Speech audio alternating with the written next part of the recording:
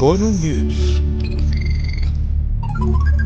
Kasabay ng selebrasyon ng ika-10 anibersaryo ng Inares Ecosystem o YES program ng pamahalaang panlalawigan ng Rizal, nagsagawa ng pagtatanim ng puno ang bayan ng Angono sa isang bahagi ng kanyang kabundukan. Mag-aalas 7 pa lang ng umaga ng September 26, 2023, nagtipon-tipon na ang mga kawani ng pamahalaang bayan ng Angono upang maagang tumungo sa gawin ng Vincentian Hills Seminary na bahagi ng Barangay San Roque. Tinaak ng mga sumama sa proyekto ang matabo at masukal na daang pataas upang maabot ang target na lugar na pagtataniman ng aabot sa 150 mga puno na inaasahang lalago at sa inaharap ay poprotekta sa kabundukan at kokontrol sa pagbaha sa buong kabayanan. Kabilang sa mga itinanim ay ang mga punong katmon, rubber tree at palo santo. Masukal man at madamo ang lugar ay hindi alintana ng mga sumama ang pagod sa bawat takbang dahil sa ganda ng tanawin na lalong nagpayabong sa damdamin ng bawat isa at pangangalaga sa kalikasan.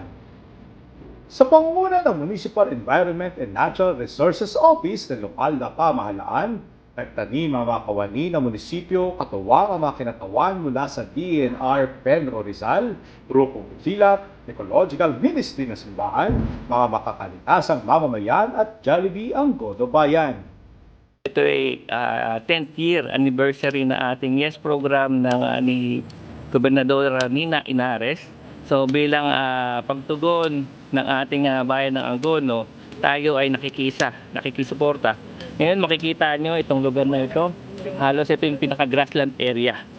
Na dapat nating taniman na maraming puno bilang pagprotekta na rin sa bayan ng Angono. Alam niyo naman na pagka wala ng puno, mas mabilis ang pagbaha, pagdalo ng tubig pa ibaba. Isa ang bayan ng Angono sa mga munisipalidad sa lalawigan na kilala sa pangangalaga sa kalikasan.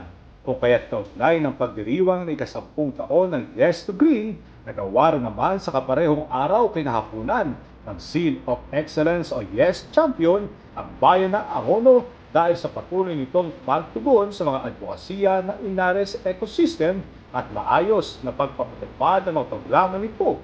Ang pagkilala ay personal at tinanggap ni Angono Mayor Jeremy Calderon kay Rizal Governor Nina Richie Inares kasama ang ilang opisyal ng pamahalaang bayan.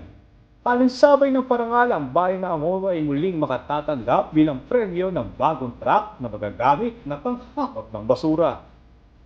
Bukod rito ay natanggap naman ng Barangay San Isidro ang pagkilala bilang Greenest Barangay, Greenest Waterways at Model Functional Barangay MRF. Nakamit din nila para ngayong taon ang Lupon Tagapamayapa Incentive Award. Habang ang Barangay San Pedro naman ay nasungkit ang Best Barangay Community Garden para sa urban o container category. Ang YES o Inares Ecosystem ay inilunsad taong 2013 kasabay ng pagdiriwang ng kaarawan ng nooy ina ng lalawigan na si Governor Rebecca Nini Inares.